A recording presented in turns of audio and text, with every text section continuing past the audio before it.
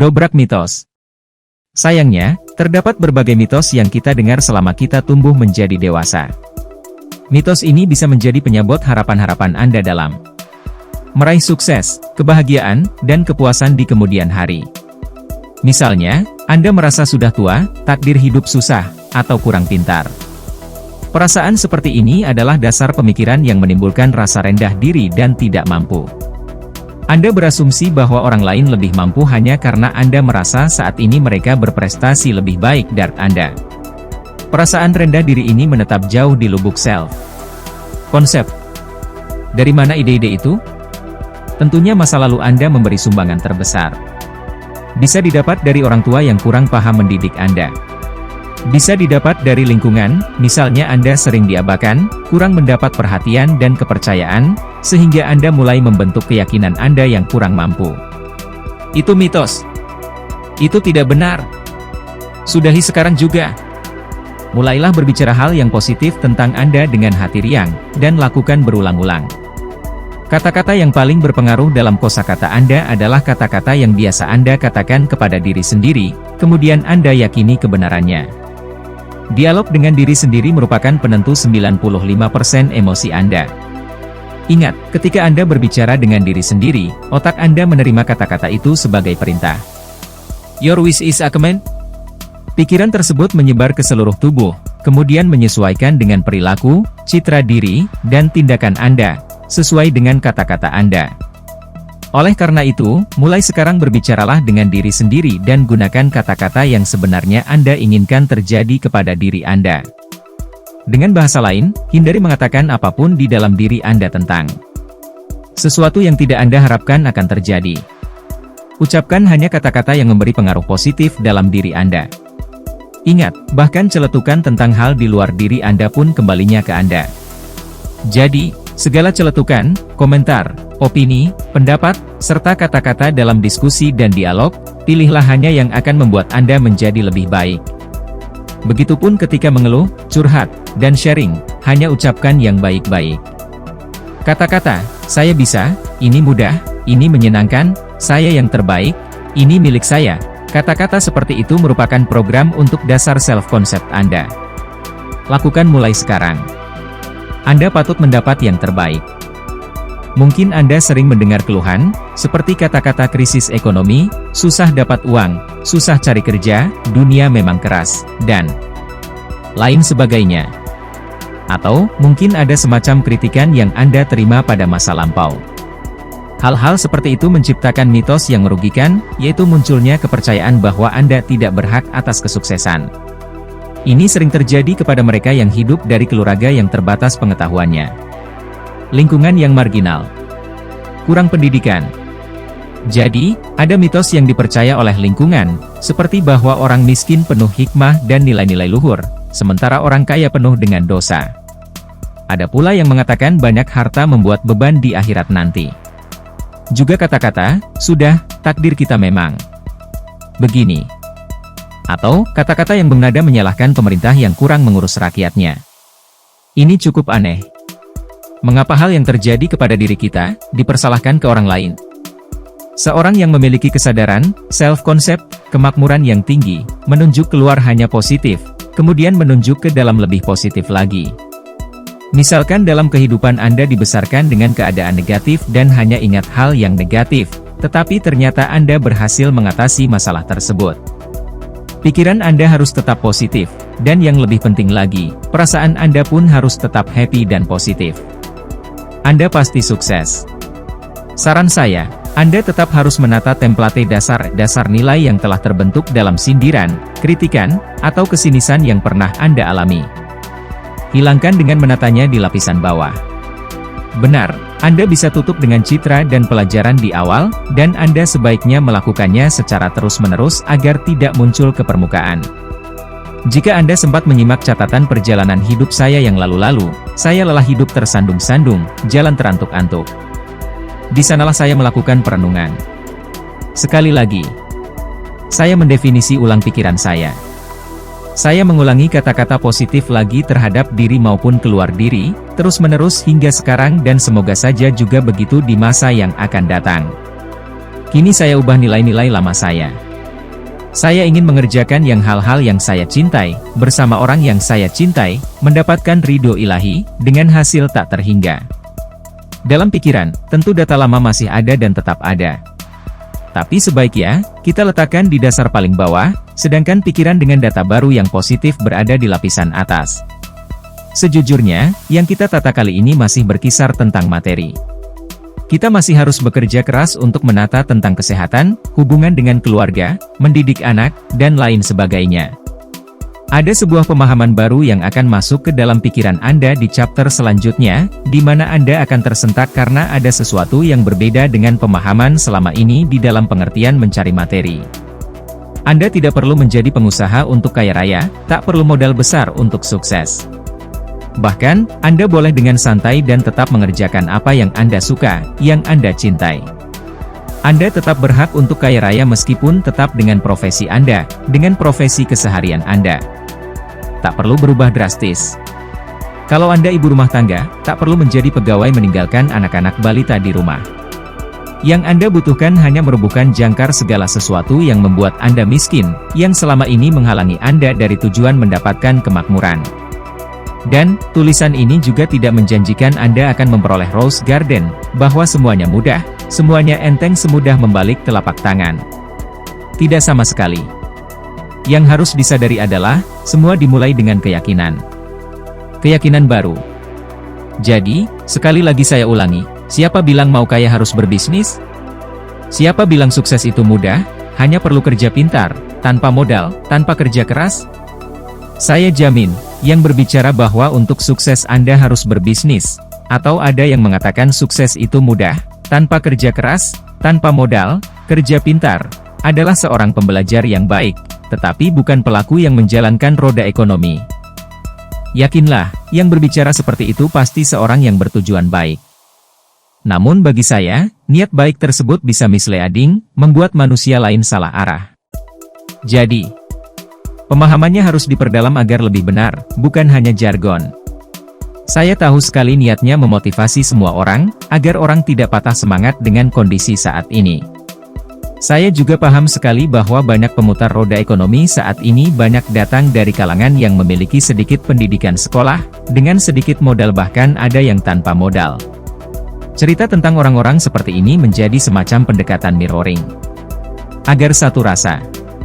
Kemudian dibandingkanlah dengan kisah-kisah orang sukses di dunia yang juga tak bermodal dan tak berpendidikan tinggi. Tujuannya sama, yaitu agar termotivasi untuk semangat. Dan ini tidak salah, ini benar.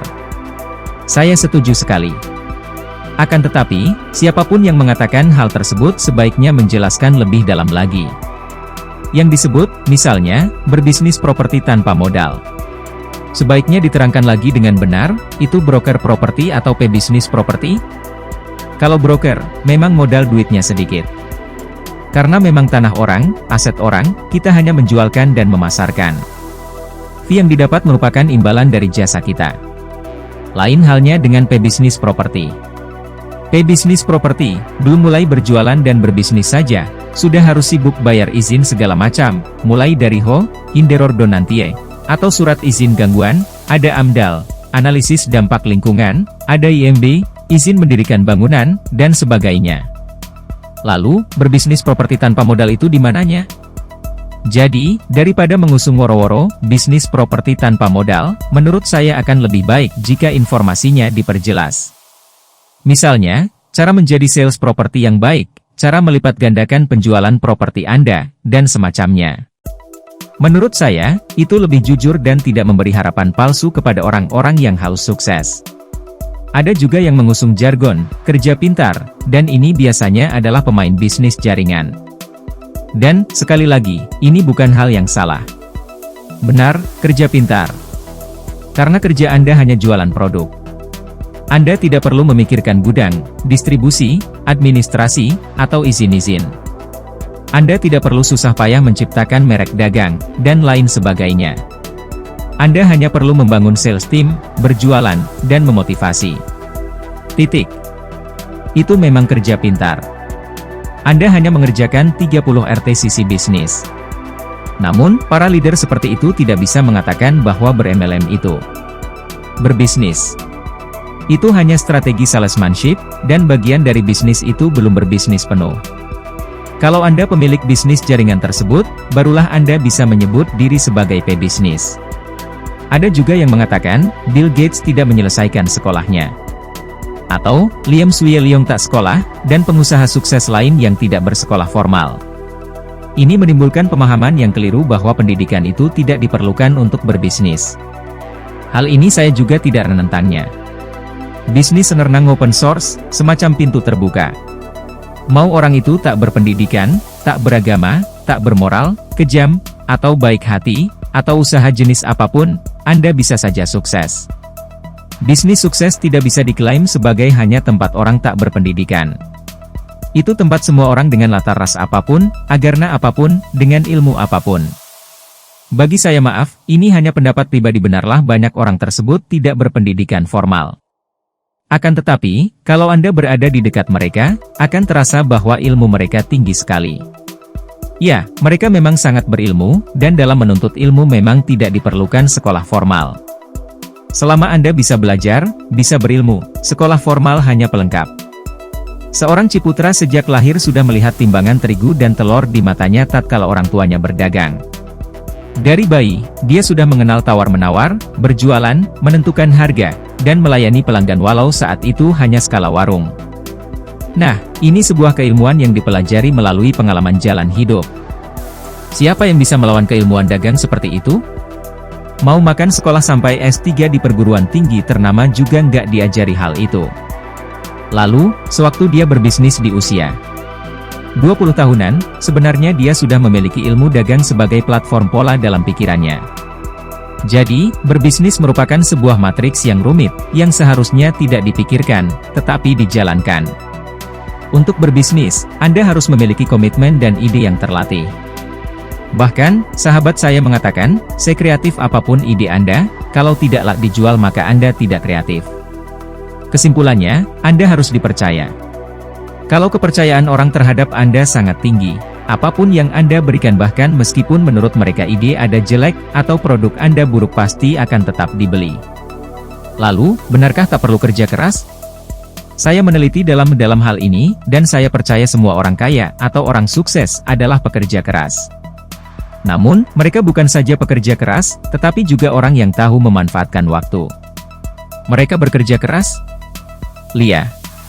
Tapi begitu liburan, mereka benar-benar menikmatinya dengan lepas, enjoy. Mereka pandai membagi waktu antara kerja, di rumah, dan bersosialisasi.